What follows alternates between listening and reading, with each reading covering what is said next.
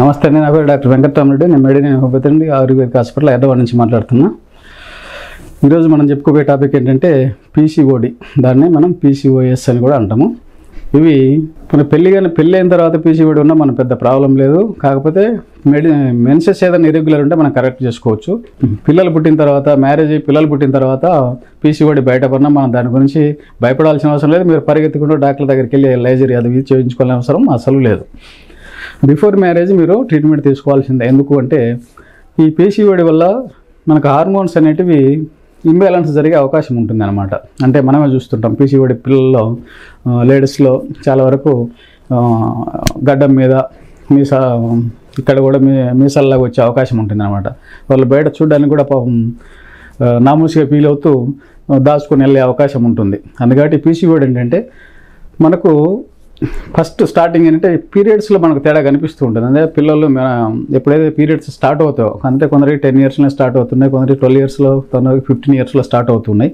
Start అయిన దగ్గర నుంచి రెగ్యులర్గా ఉంటే పర్వాలేదు. 28 days ఆఫ్ సైకిల్ అంటాం మనం. అది 24th వచ్చినా పర్వాలేదు, 30th వచ్చినా ఓకే, నార్మలే. అలా కాకుండా 45 days, 3 months, 6 months కూడా, అంటే ఇప్పుడు నా దగ్గర ఒక అమ్మాయి ఉంది, ఆ అమ్మాయికి 1 year నుంచి కూడా రావట్లేదు అనమాట. అలాంటి కేసులో కూడా మనము ట్రీట్ చేసేదాన్ని. అంటే అమ్మాయి వయసు 24 years, ఇంకా మ్యారేజ్ కాలేదు. అంటే దీనివల్ల నాకు మ్యారేజ్ అయితే ఇబ్బంది కదా సార్, పిల్లలు కలగరు. ముఖ్యమైన పాయింట్ ఏంటంటే పిల్లలు కలగరు అని చెప్పి మనకు ఏదైతే మోడర్న్ మెడిసిన్ వల్ల మన తలలో దూరుస్తున్నారో పిల్లలు చాలామంది భయపడుతున్నారు. మీకు ఏమి భయం అవసరం లేదండి. పీసీఓడి ఉన్న 100% పిల్లలు పుట్టరు అని ఎవరన్నా ఉంటే నా దగ్గరికి రండి, నేను చూపిస్తా. మీకు పుట్టరని ఎవరు చెప్పారో వాళ్ళ దగ్గర నుంచి ఫోన్లో మాట్లాడి చూద్దాం.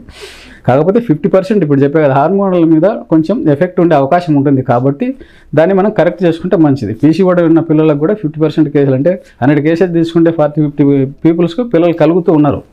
మనం తీసుకుంటేనే కలుగుతారో పీసీఓడితో అది ప్రాబ్లం ఉంది అనేది ఏం లేదు. అలాగే థైరాయిడ్ సమస్యలు ఉన్నా కూడా పిల్లలు కలగరని ఒక అపోహ సృష్టిస్తూ ఉన్నారు. అంటే ఈ డాక్టర్లు చెప్పరు, వీళ్ళు ఒకరికొకరు లేడీస్ కదా, ఈ అమ్మాయి ఇంకొక ఆమె ఇంకొక ఆమెతో చెప్పుకొని ఇది చేసే అవకాశం ఉంటుంది. ఇక పీసీఓడి ఎందుకు వస్తుందంటే మీకు అందరికీ చాలా వరకు ఈ వీడియోస్ అవి చూసి ఎడ్యుకేట్ అవుతూనే ఉన్నారు. అంటే ఈ రోజుల్లో ఈ పిల్లలు చిన్నప్పటి నుంచి కూడా పెద్ద అయ్యేంతవరకు ఈ టెన్షన్, స్ట్రెస్, స్కూల్లో టెన్షన్, ఇంట్లో టెన్షన్, బయట టెన్షన్. ఏమో మా అమ్మాయికి ర్యాంక్ బాగా వచ్చింది, ఈ అమ్మాయికి ర్యాంక్. ఈ మధ్య రీసెంట్ కూడా మనం చూసిన ఒక అమ్మాయి ఏదో ట్రైన్ కింద పడింది. ఎందుకంటే నీకు మార్క్స్ సరిగ్గా రాలేదు, అమ్మాయికి బాగా వచ్చింది. ఇదే జరుగుతుందంట. ఈ టెన్షన్, ఈ స్ట్రెస్ నుంచి వాళ్ళు ఓవర్కమ్ కాలేకున్నారు. వీటి వల్ల కూడా మనకు ఈ పీసీఓడీస్ వచ్చే అవకాశం ఉంటుంది. ఈ పీసీఓడిలో ఈ హార్మోన్స్ ఇంబ్యాలెన్స్ జరిగి పీరియడ్స్ చక్కగా రాకపోవడం ఇవన్నీ జరుగుతున్నాయి. ఇంతకుముందు చెప్పినట్టు బిఫోర్ మ్యారేజ్ ఏదైనా ఉంటే కరెక్ట్ చేసుకోండి తప్ప ఆఫ్టర్ మ్యారేజ్ ఇది ఉంటే మీరు దాని గురించి భయపడాల్సిన అవసరం లేదు. కాకపోతే మనకు యూటరస్ ఏదన్నా ప్రాబ్లమ్స్, అంటే ఫైబ్రాయిడ్ యూటరస్ కావచ్చు, ఇంకోటి ఉంటే అది ఏజ్ని బట్టి ఉంటుంది. 35-40 yearsలో లేదా 45 yearsలో వస్తే దాన్ని ఏదన్నా మనం ట్రీట్మెంట్ తీసుకొని దాన్ని కూడా బయటకు చేయాలి. కాకపోతే 40 years, 45 yearsలో కూడా మనం దాన్ని సర్జరీ చేసి దాన్ని తొలగించాల్సిన అవసరం ఉండదు. డిపెండింగ్ అపాన్ ద సైజ్ అనమాట. ఆ సైజుని బట్టి మనం చూసుకోవాల్సిందే తప్ప మనం ప్రతిదానికి సర్జరీ, ప్రతిదానికి ఇది అనేది ఆ అపోహలు వద్దండి. ఏ సర్జరీ లేకుండా మనం పీసీఓడి కానీ, పీసీఓఎస్ కానీ, ఫైబ్రాయిడ్ యూటరస్ కానీ ఏది ఉన్నా కూడా మనం మన ఇంటిగ్రేటెడ్ మెడికల్ సిస్టమ్ ద్వారా అయితే ఆయుర్వేదిక్ వాడదామా, హోమియోపతి వాడదామా అనేది చూసుకొని వీటన్నిటితోటి మీ పీసీఓడి నుంచి బయటపడవేయగలమని చెప్పి మనవి చేసుకుంటూ సెలవు తీసుకుంటున్నా. నమస్తే.